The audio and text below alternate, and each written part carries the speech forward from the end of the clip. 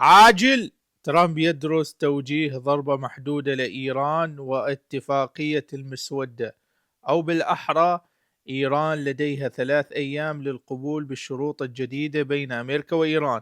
شنو اللي قام يصير؟ بالأول لا تنسى تحط لايك وتشارك الفيديو عشان يصلك كل شي جديد. اسطول بحري ضخم أمريكي بجانب إيران ينتظر الأوامر من ترامب، وإيران تصرح بأن أمريكا هي صديق وليست عدو، ولكن التصرفات التي تتلقاها إيران تصرفات عدائية.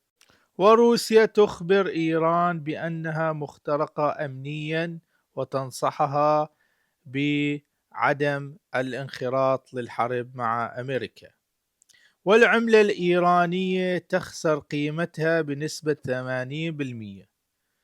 إيران على مشارف الانهيار، ما ظل عندها مجال أبدا أبدا أبدا. يعني راح مو بس تنزع، هي كانت 5 شروط هسه صارت 8.